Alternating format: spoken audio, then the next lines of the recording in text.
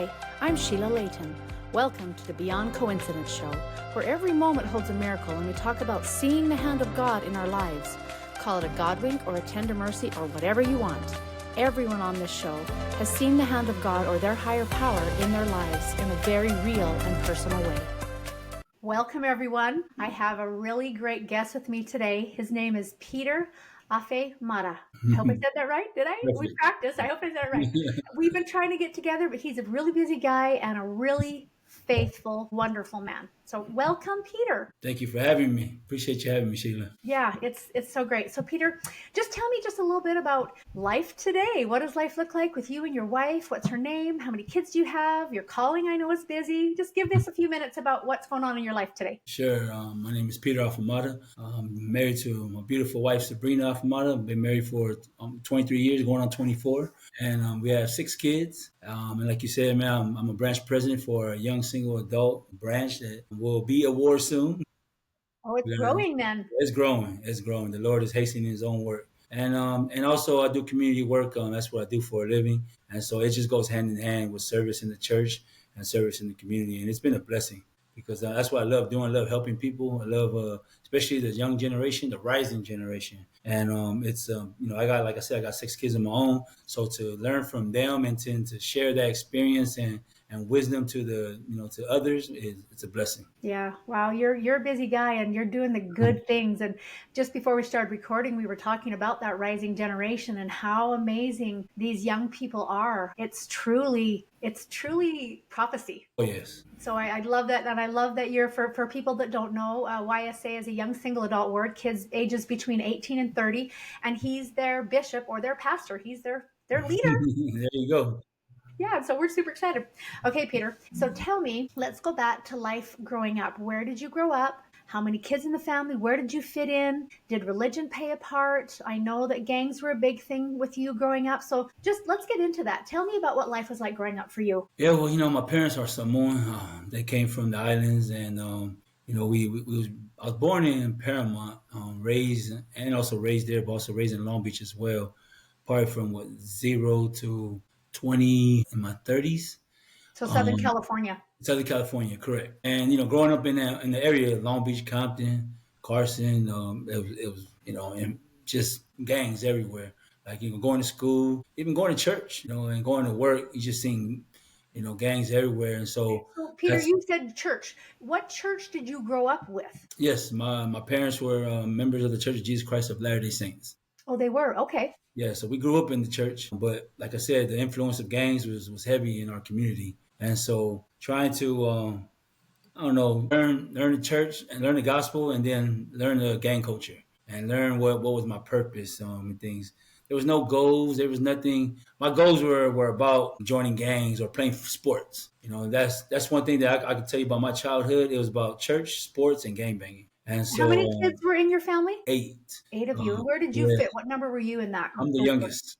Oh, I'm you're the the youngest. baby of the whole gang. Yes, I am the baby. You So had some examples, good or bad, growing up then. correct, correct. My brother went on his mission, my oldest brother, and then my third youngest brother, he joined the gang. So like you're right, I had, and then my second oldest brother, he was a hard worker. So I had all those three experience to like either follow or not follow. So Wow.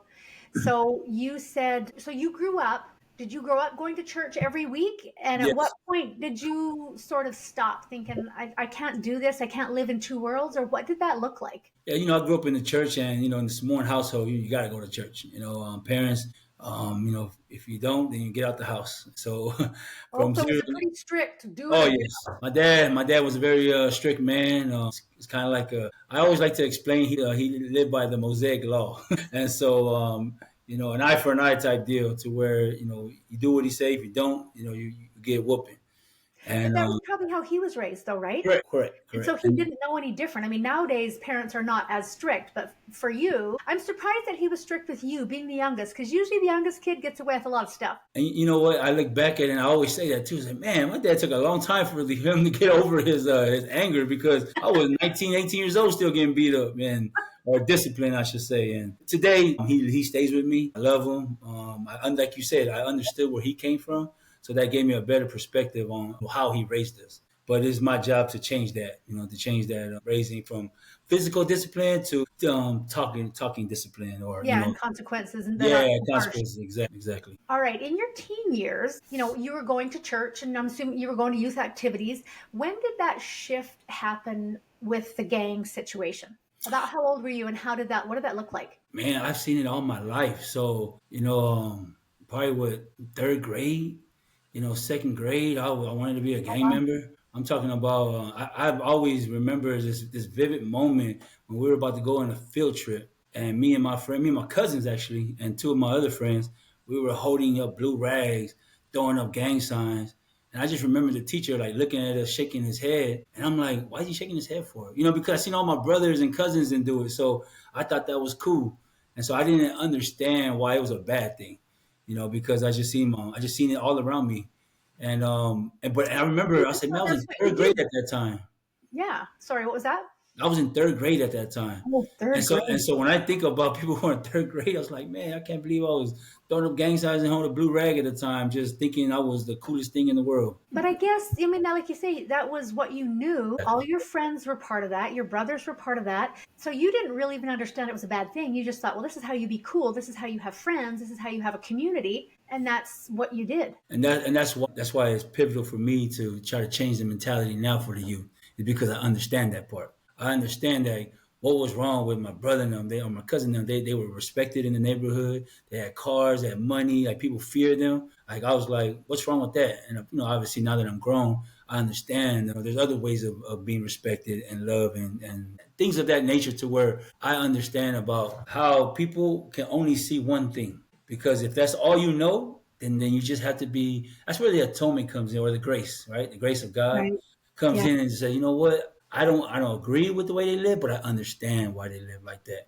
And it's just for me, it's I'm able to have a love for them, and just understand there's a process of getting out of that mindset. Yeah, that's huge. All right, so let's get into your sort of as you got to be an older teen. I'm assuming the gang life took a little more um, front seat than the church. How did that go? Oh yes. Once I graduated, and then like in our Samoan family, once we get a job and we help out the family, you're kind of like an adult.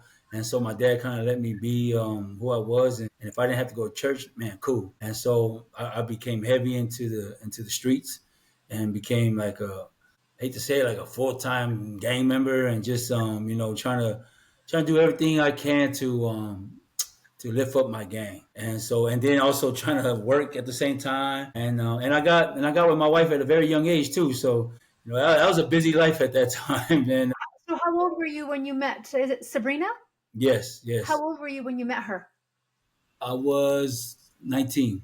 Okay, and then 19. did you guys date for a long time, or did you get married right away? Yeah, well, probably a year and a half. We got married. We And was probably she a dated. member of the same church as No, she you? wasn't. No. She So wasn't. did she know anything about your background in the church, or she just knew you as a gangbanger? Well, she did meet me at the church. She met me at a dance at the Oh, stake she center. did. Yeah, so she met me there. She would come, and she would always say this. She's like, one thing about those Mormon boys, they always dress nice. So you know how we always are.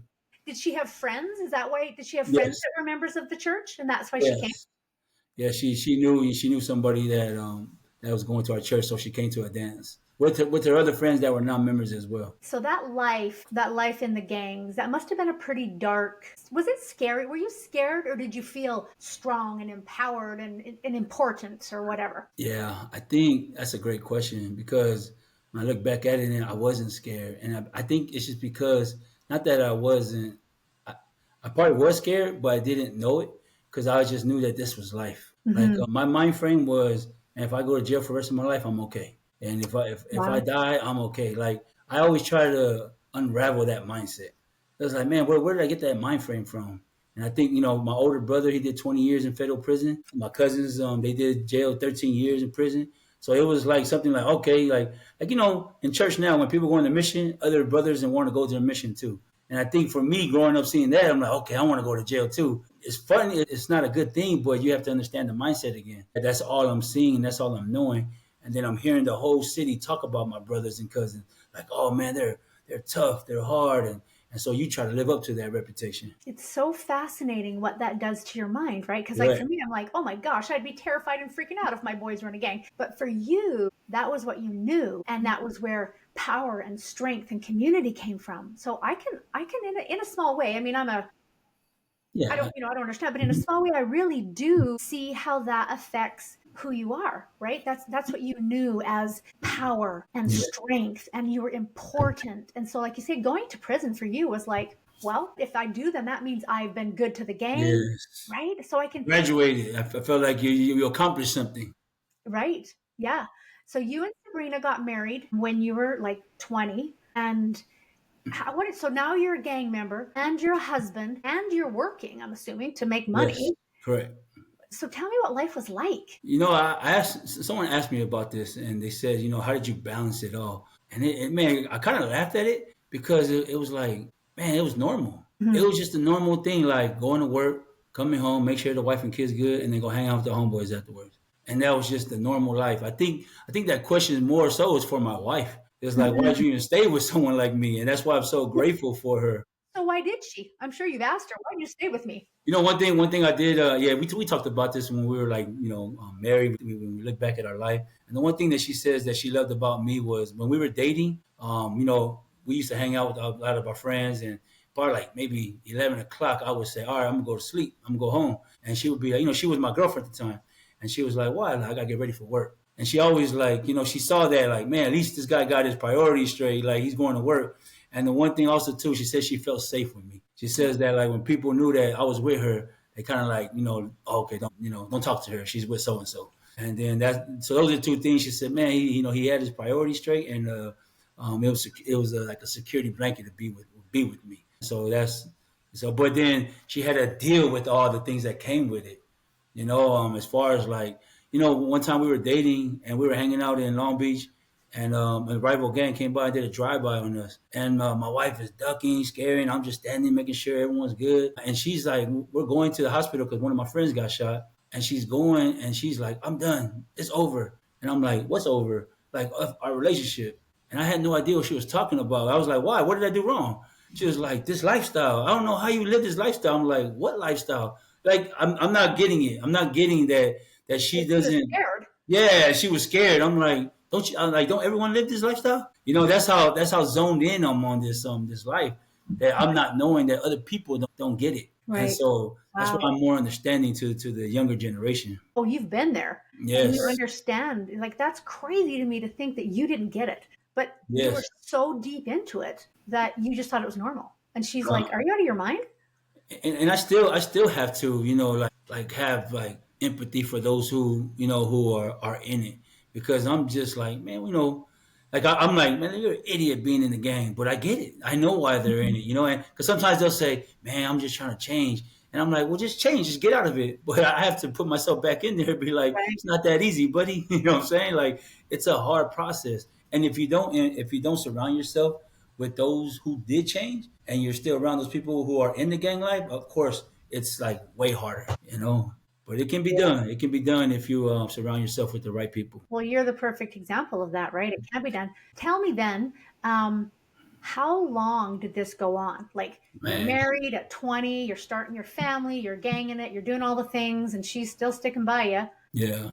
How many years did that take, and what was the process? Like, I mean, I know there was some real turning points where you saw God's hand. Just give me a little bit about what that life was like, and how long were you living that? And did she stay by you the whole time, or did she say, I'm done a few times? I mean, we said we were done a couple times, but it was like a week or two, never like a years where we split up or separated. But there was a turning point in our life around 2019, my life at least 2019, to where I saw the hand of God. Well, really, my mother, the spirit of my mother.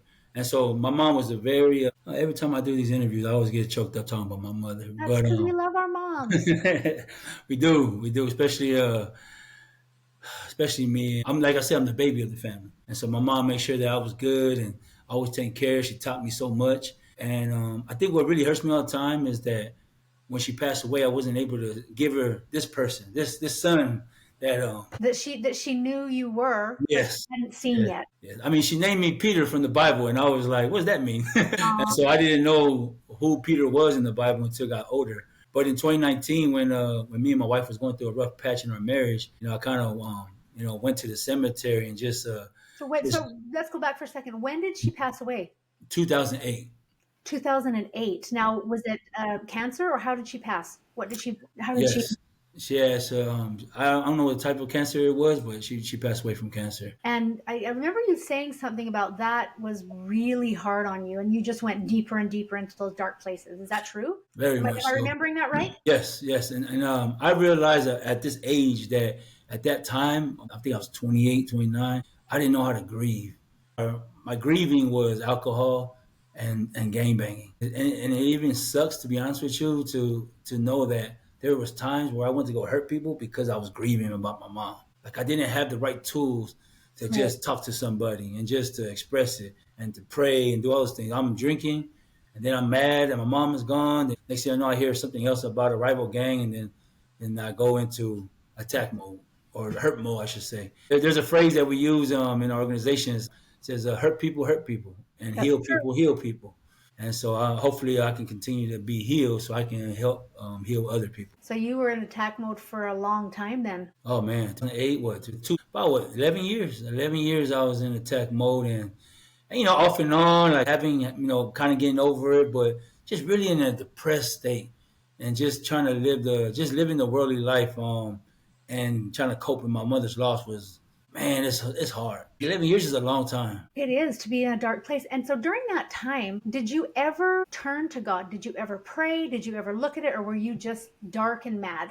When my mom passed away, I kind of like, didn't want to have anything to even hear about God or do anything about God. But as time went on, my wife and my kids, they were able to get baptized. So my wife and my three oldest. And so I could see God's hand working with us in our They got family. baptized into the Church of Jesus Christ of Latter-day Saints Correct. while you were still gangbanging. Correct.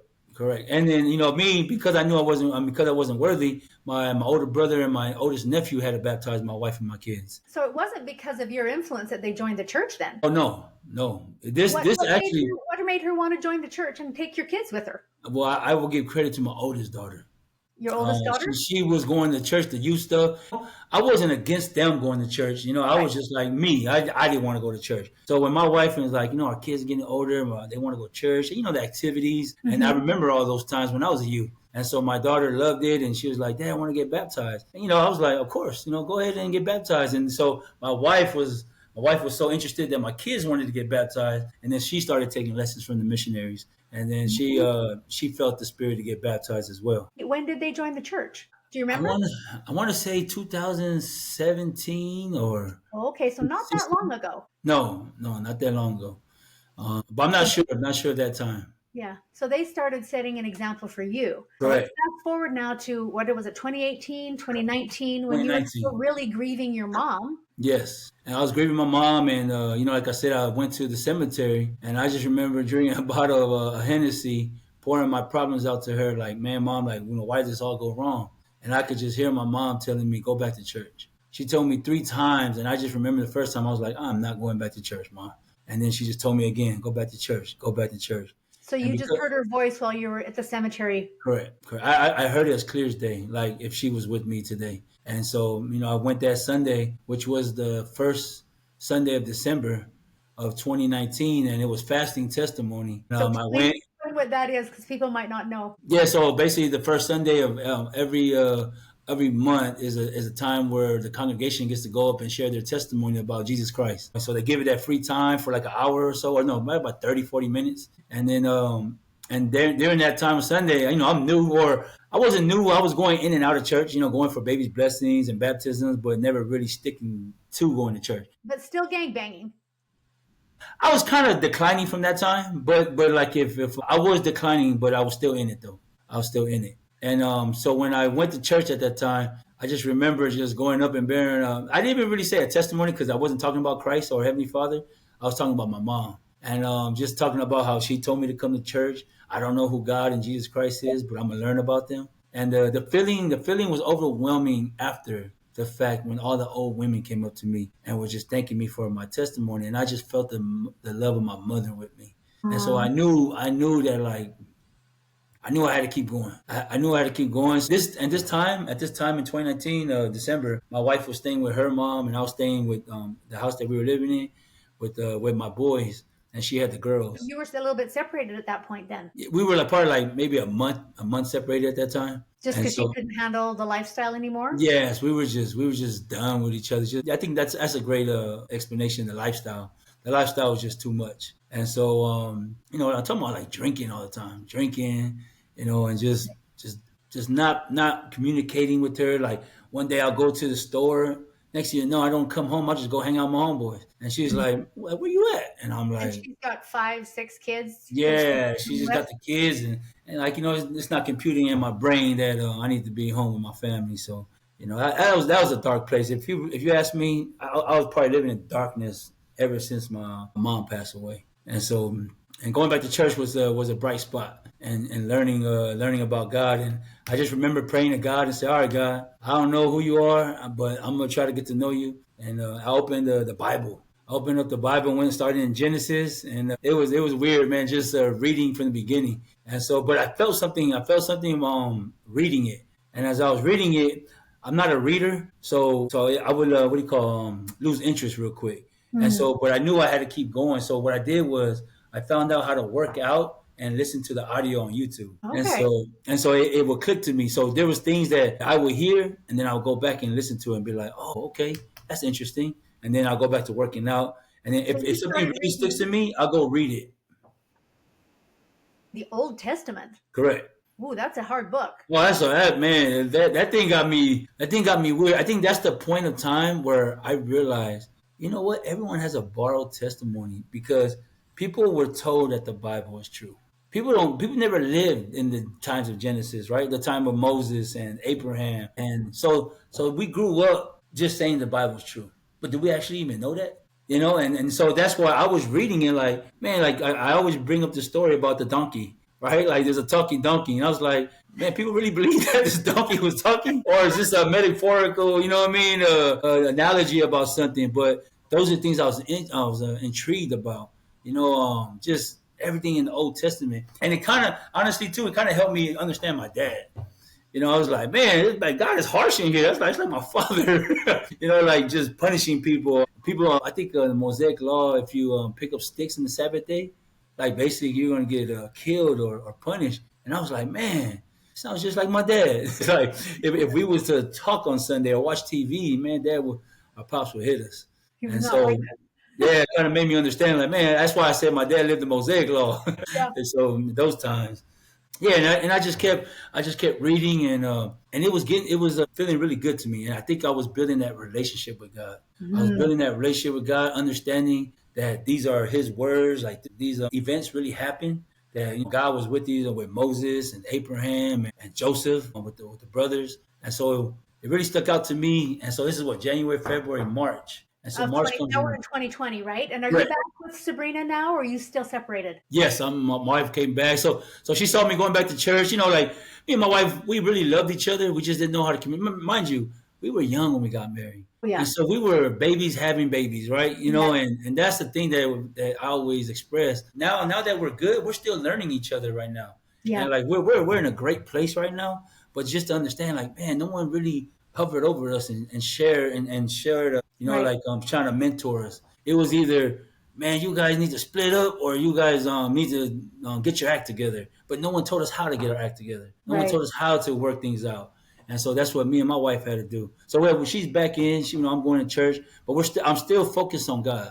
I still focus on God because I don't want to get back into our relationship because we were toxic for each other. And so when I'm praying to God and asking Him about things, I could see that the scriptures were revealing itself to me. And so March came and I got my Melchizedek priesthood. I think that was a nice what do you call, a feeling to have my brother, my oldest brother, give me the Melchizedek priesthood. And I felt my mom like very proud of me. You Oh, know, that's sweet, right? Her spirit was there with you, and man. she was able to, makes me emotional too. She was able to see the man that she knew that you could become. Yes, That's so sweet. yes. And I So think this was March of 2020, you were able to receive the the Melchizedek Melchizedek priesthood to become priesthood. an elder. Okay. Correct, correct. And I think, and you know, me reading the section, I'm not sure it's section 88 in DC or section 84 that talks about the priesthood, and it talks about, you know, me healing people, blessing people, and you know, bringing people back to life. I think that really resonates to me because I didn't take it for granted. Because here I am, I'm like fully immersed into the scriptures now, and so I'm studying it. And then what? April comes, and I'm still not knowing about the church if it's true, but I'm like getting closer to God. And I just remember asking God, you know, to reveal things to me, like if this church was, you know, was true. Was it his church? And I remember and that's when COVID hit in Oh April. yeah. COVID hit in April, and then the church shut down, or March, I should say, in March. And then I remember, you know, being at home. I remember praying to God, man, like I need you to help reveal to me, you know, if this is your church. And the one thing that I remember someone saying in Sacrament before COVID hit, they were bearing the testimony about the first vision, that it was 200 years since the first vision. And I thought to myself, man, I felt the spirit to study about Joseph Smith, if he was a true prophet. And I think that's what really got me going into. So I started studying about Joseph Smith and what his teaching was and what he said that Heavenly Father Jesus Christ taught him. And the three biggest things I took away from it was the plan of salvation, about the three kingdoms.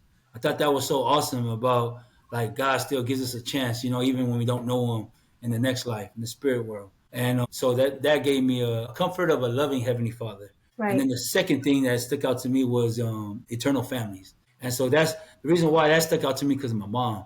Like when I was younger, and me and my wife was married at a young age, she said, "Son, I need you to go back to church so you can seal your family." Now at that time, I didn't know what she was talking about. But when I learned about the sealing up to the families and the teachings of eternal families, I think that's what resonated with my mom, and I started to feel her spirit with me. Right, And the because you third one, then learned that, I mean, we believe in our church, we believe that families can correct, be together for eternity, not just for correct, this life. And so when we are married in the temple, we call it a sealing, yes, and it says it doesn't say till death do you part. yes, You know, it doesn't. It doesn't say that. And so it's very beautiful to know that you will be sealed with your family for eternity. So that really resonated with you. Then you wanted that. yeah.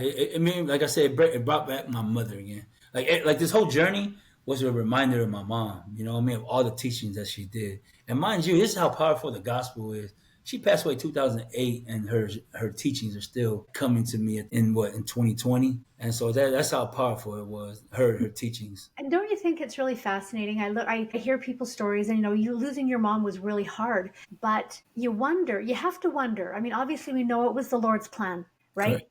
It was her time to go. I believe that. 100%. Yeah, and but I feel like, you know, listening to you talk, my mind goes to a place of she maybe has more influence on you now as your heavenly angel than she maybe had in her lifetime, like while she was living on the earth. You now feel her stronger. You hear things that she taught you that if she was alive, you might not hear it as the same way. Does that make sense? See, what you just saying now, I know that now. I didn't know that, you know what I mean, at So the you didn't time know that, that. that I'm feeling her. But like everything you're saying, I agree with you 100%. Yeah, because I feel like with time comes a very deep perspective. We can look back and say, I can see where the Lord was moving in that situation. But it takes time. In the moment, we're sad and we're hurt and we miss that person terribly. And we always will. Yeah. But in time, we learn things that we couldn't have learned any other way. Also, too, it takes time, 100%, but also takes obedience and desire. And Yes. desire to know if what we are curious about, is it true? You know, and being faithful to what you get, right? Like sometimes I feel people get the answer sometimes, but they brush it off. Or they Yes. brush it off. They're like, you know what? And then they kind of overthink it, like, no, that's not God talking to me. But I'm like, but that's God. If you say that, oh, I think God's talking to me. No, never mind. No, that's God talking to you because you just Yeah, don't talk like 100%. that. Yeah, you know. Give God the credit. Yeah, exactly. Yeah, 100%. And that time was, you know, and then that's another third one about the teachings of Joseph Smith, where he got was the word of wisdom. You know, and like I said, I was an alcoholic. You know, I was doing drugs, and to be sober was a great feeling. You know, it was a great feeling to be sober for my family, for my wife and kids, and especially for myself, because now I'm clear minded and I understand what I'm talking about, and I know what I want. Peter, that's a miracle. You Big time. have a very powerful spirit. Mm. My dad was an alcoholic his whole life and never, you know, he died at 50. And he never overcame that. He tried and he tried. He never joined the church because he was too scared that, we grew up in a very small Mormon town in southern Alberta, Canada, and he was really afraid that if he joined the church and started drinking again, he would let down his family. So he never did. So I can really appreciate the struggle that you did to overcome not only alcohol but drugs as well. Like Peter, that's a beautiful miracle in your life. And I don't take it for granted because I do remember. I remember missing my son's game. I remember missing my son's game because I was so I was drunk and I was coked up with cocaine that I missed his last game in freshman year, and he did really good. And my cousin called me like, "Man, where you at? Man, your son's balling." And I remember just lying to him, saying that I was working. Those things. And like you said, to see the miracle that I'm sober now, that like I have no desire. I have no desire to, and that's God. God did that to me, and That's it's atonement, because right? I was willing to submit myself to Him, and He was willing to give me the power to overcome temptation. I mean, And that's so the atonement at its finest in your life.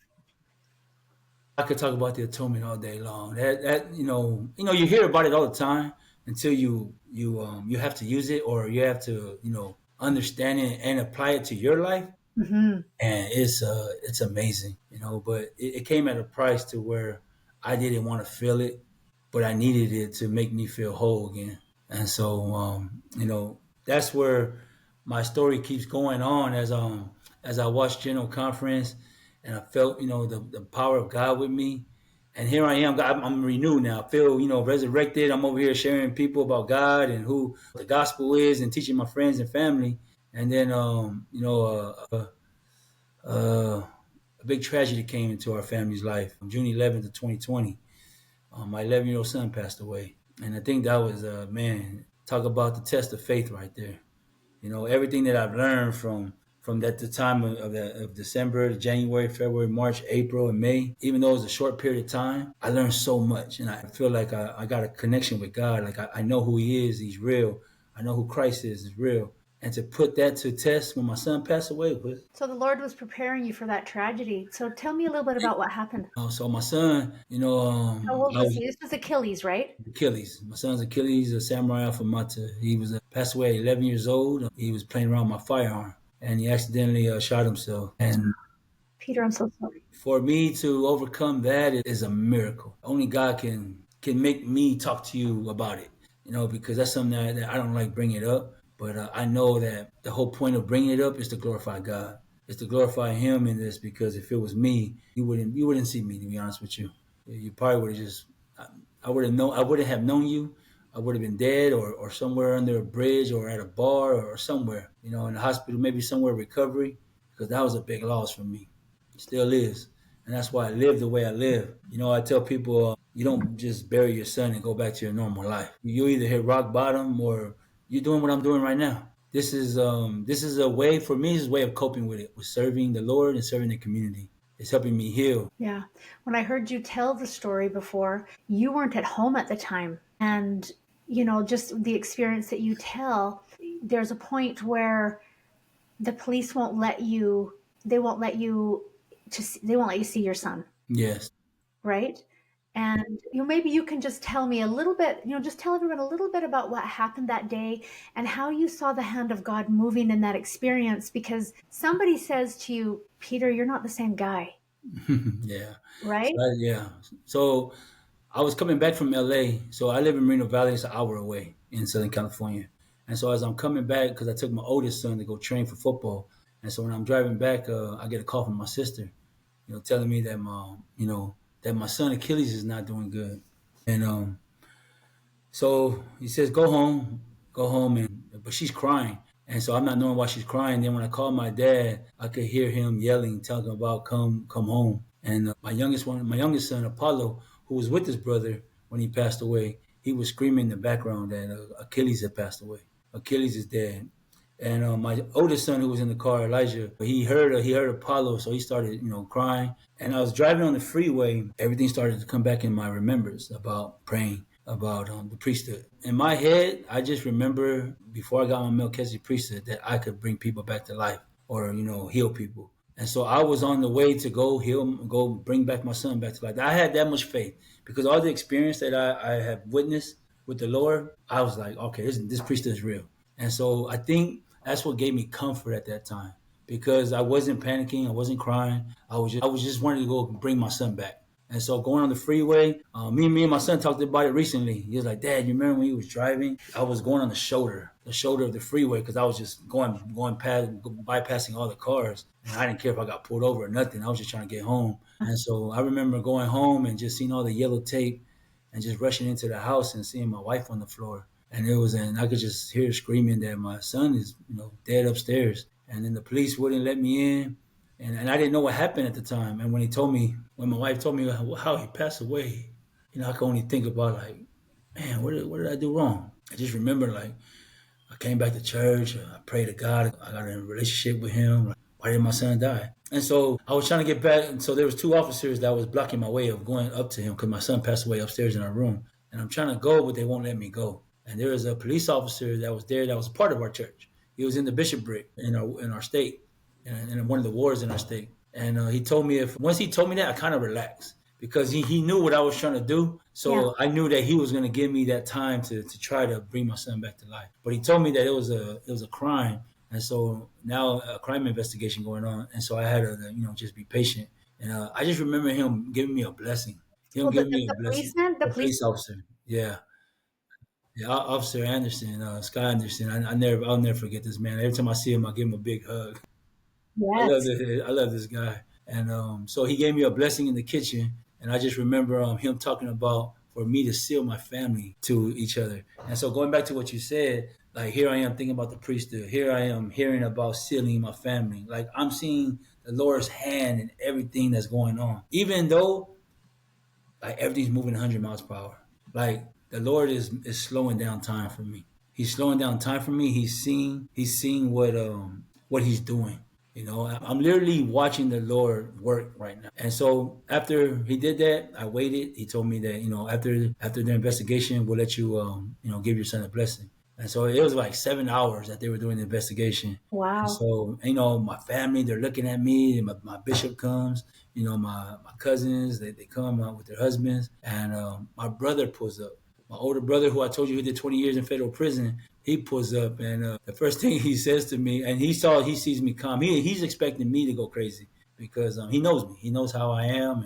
And he was in jail at the time, but when my mom passed away, I tried to hurt the doctors. I was so mad because I felt like they could have saved my mom. And so the police had to come restrain me the time my mom passed away. And so my brothers and my dad and my uncles, they had to restrain me, at that time my mom passed away. So when my son passed away, he thought I was going to be the same way. But here I am. I'm just like, I'm calm and cool because my mindset is different. Right. My mind is with God. My mind is like, God, okay, what are you trying to do right now? Are you trying to prove yourself right now that I'm going to bring my son back to life? Okay, all right, then I'm going to do it. And so when the officer came to me and told me that I can see him, I was prepared. I was ready. And so I went to go see my son, and man, he was so handsome. He was so handsome, lying on a stretcher, and I just remember giving him a blessing, trying to bring him back to life.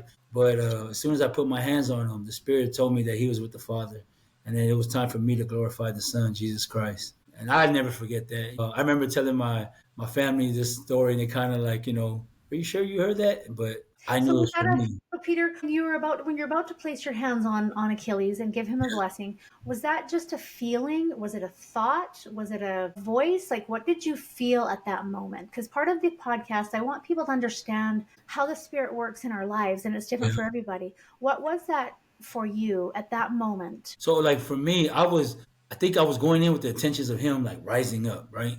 And so when I put my hands on it, it just gives me that peace, that calm, that, like, okay, like, what I thought is not what's going to happen. And Okay. then to hear the voice tell me where he's at and what I'm supposed to do next So you heard a was, voice in your head, and I what did heard a it? voice as clear as day telling me that my son is with the Father, and that I am to glorify the Son, Jesus Christ. And when I heard that thought of feeling of my son being resurrected, it went from that to, okay, my son came and did what he was supposed to do, and now it's time for him to go home.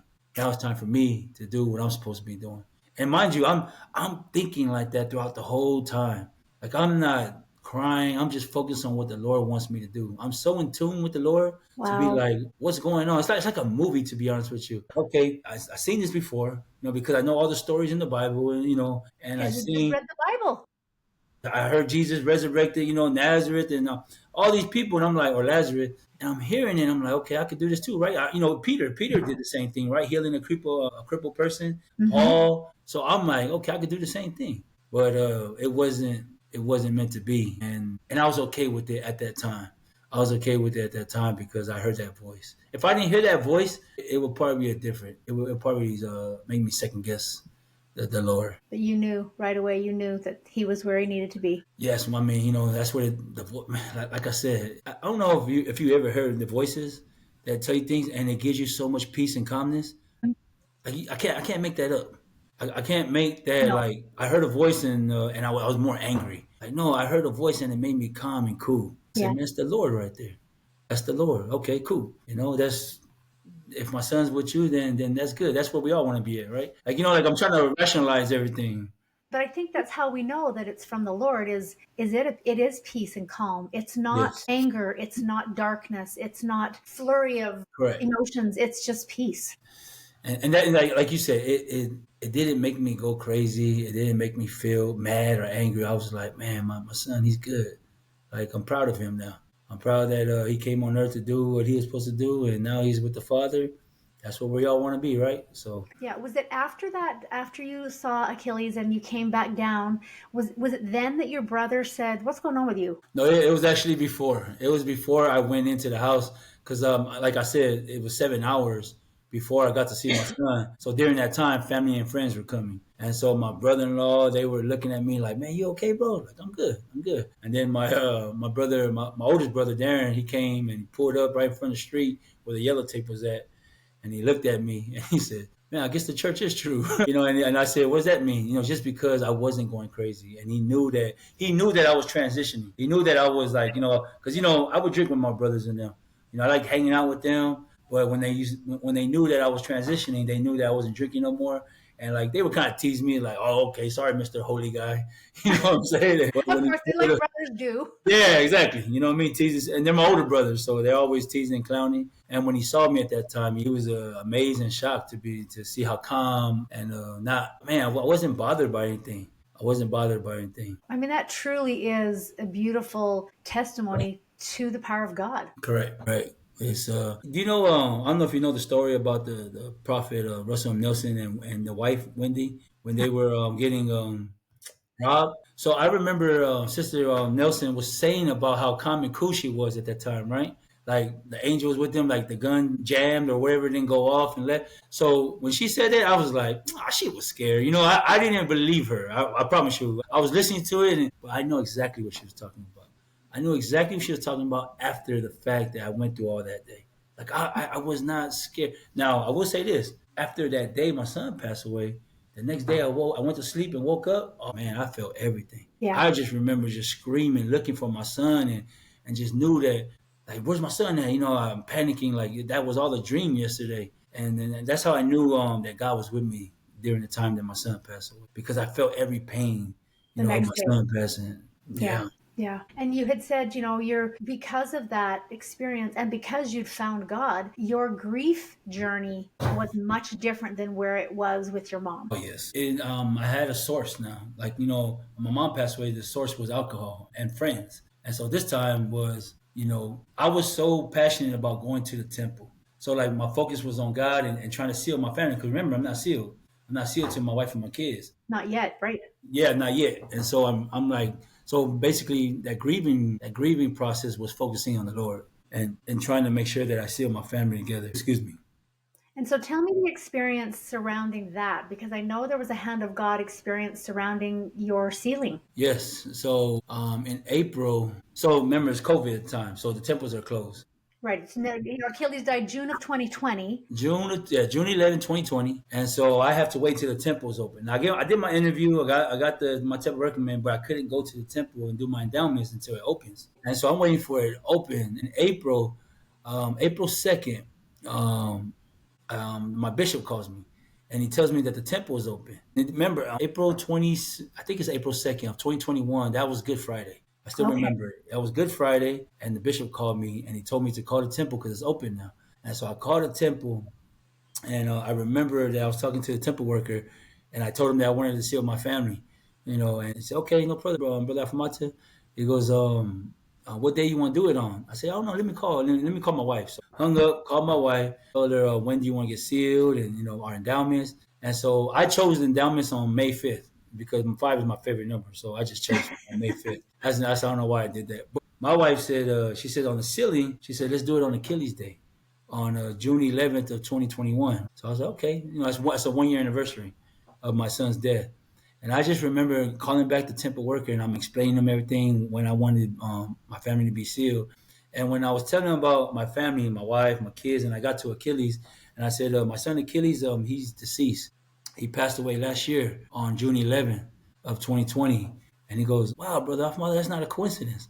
And I go, why is that? He goes, because you cannot seal your family to you, a deceased member, until 1 year has passed. And I was like, man, I knew that the Lord was in control of everything. I knew, like, because I was bugging the bishop before April. I was bugging him in December, November, October. Like, Bishop, is the temple open? Is the temple open? He kept saying, Brother Afmata, not yet. Don't worry. When as soon as it open, I'm gonna tell you. He said, believe me, the Lord knows that you want to seal your family. I was like, okay, I just don't want to miss out. I don't know if I'm gonna die before the sealing and all that stuff. Right. Yeah, right. And so when he told me that, I think that's when I learned how to take my foot off the gas pedal. I knew that the Lord was in control. I knew, like, oh man, the Lord had all this set up for me this whole time. He's so good, isn't Yeah, he? man. He And, is so good. my phrase I love to say all the time when people ask me about God, I say I don't have to think too much. Like, God is in control of everything. I just have to stay faithful and continue to live the gospel life because He really is in control.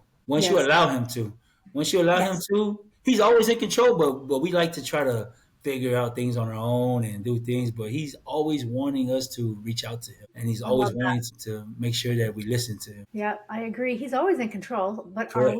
we going to let him, or are we One just hundred going to percent. try to do it ourselves because we know better? And Yes. it never works out as good. And like I said, I did it before. See, and that's the best thing about my life is that I tried it before when my mom passed away.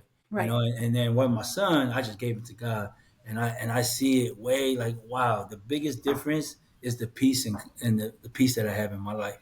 Yeah. You still miss him and you Of still love him, course, I still but have my moments. it's different. It's funny you say that because today is the 11th of February, but every 11th of every month, I always post a picture or a video of my son on social media, and that's just for I'll watch for that then. yes. Well, it's already on there like that. That's for me. That's me always remembering my son, making sure that he knows that I'm still on the right path. Like, I got Yes. you, son. I got you. You did your part. Now I got to do my part. And I agree. I remember thinking that same thing. When I lost my family, I remember thinking, okay, I just need to live a good life so that I can see them again. And then it is a goal, or it helps you stay on the path, I guess. I think for me, it gets your mind right. Yeah. It's just like, like, because I'll be honest with you, there's times where people will remind me of the things that I've done in the past and all that, and I start to feel down and feel sad. So I'm like, man, let me get back to what I was focused on.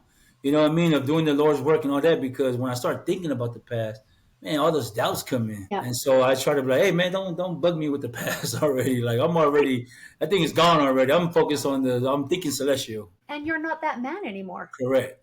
Correct. So there's no point in going back there because Yeah, it's nothing but damaging.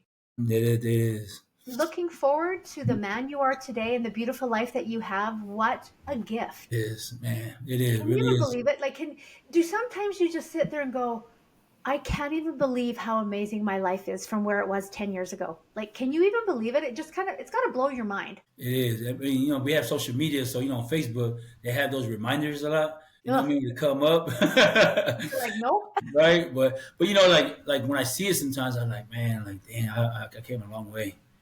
I came a long way, and the Lord, like, even though it's so long ago, like, the Lord helps you understand, like, I'm with you today. I'm with you today. I was with you that day, but you didn't want to listen to me. But Yeah. today, I'm And listening to really, though, Peter, it's not that long ago. I mean, it's only 2025, and you just came back in 2020. So you. it's only 5 years. That's not very long to have such a life changing Yeah. experience that you've had. Yeah, and I think when I do remember that part, I'm always patient patient with someone else's process, because especially with my wife was like, she's a convert.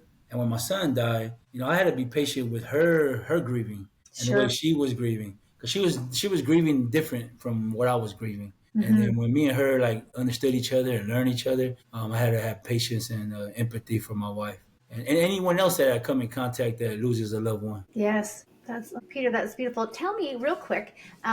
I'll ask the final question, Mhm. and then I want you to tell me about the FOU movement Yes, ma'am. really quickly. So, my final question is: why do you think it's important to recognize the hand of God in your life? I think it's so important for you to first know Him, because then when you know someone, their actions, and that their signs. And so when you know God, you'll know His hand. You'll know when you see something or hear something, oh, it's God. That's God giving me a comfort, and call it tender mercy, right? That He's with us. One day in Sacrament, we got a special calling, and me and my wife we went somewhere, and when we went there, we saw the number 10, which is my son's football jersey, and we heard the song that plays that my son's football team played all the time, and that was like, man, that's the Lord, that's the Lord.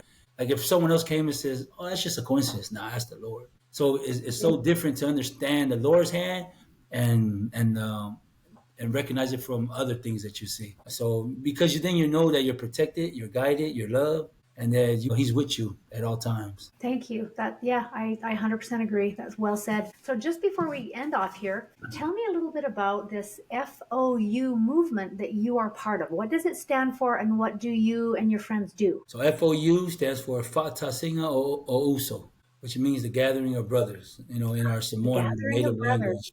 Yeah, and movement, of course.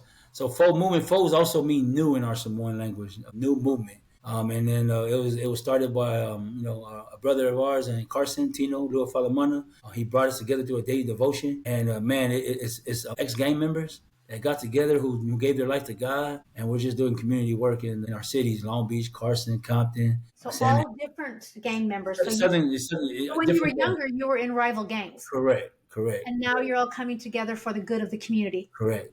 We like to say we're getting back to our roots, because our parents, gangbang wasn't in our culture, and Okay. so we kind of adopted that in our lives. So now that we're getting back to our culture, we're remembering our Samoan, culture, which Love is and community. God, family, and love, and respect and community, all that stuff. So it's a blessing, man, because man, to see these men change their lives as well is a testament of the atonement of Jesus Christ. Wow. So do you take like donations, or how do Right. you, where would people be able to find your movement Yeah. website, whatever? Our website is fomovement.org, and then our IG is FOU Movement, and our Facebook. So you'll find us on IG and Facebook. Facebook is spelled out Fata Singo Uso Movement, but you'll find us on Instagram, FOU Movement, and you just see us. Our website has our donation button, and we just love doing the community work. We love doing the community work because, like I told you before, I love changing that mindset for the younger generation So and what letting kind of them know. community work are you doing? So for we have a program that we partner up with other organizations that have been doing it for a long time, because we're new, so we're Right. learning from other organizations, and so we have this program called Ready for Life with the Office of Foreign Affairs that they've been doing this for 30 years. But basically teaches all about communication skills, goal settings, and relationship building So do you go into relationship. schools and do like So we go to schools, we go to high school. A lot of high schools that learn about our organization, they ask us to come and talk. and you talk about your past experiences and hey, don't do what we did because it wasn't good. And the schools love us because we tell them what not to do, and the schools tell them what to do to make sure they stay on that path. Yeah, That's awesome. So it's the FOU movement, movement. correct. Okay. So thank you for that. Thank you for that shout out. Peter, thank you so much for chatting with me today. I really appreciate this. Your time and your beautiful testimony is amazing. Thank you for having me. I hope someone is touched by the testimony and see God's hand in their life as well. Oh, for sure. All right. Thank Thanks. you. Have a good day. You too. Thanks for listening. If you have an experience where you have seen the hand of God or your higher power in your life, I want to hear about it. Please send an email to Sheila@beyondcoincidence.com. Have a great day.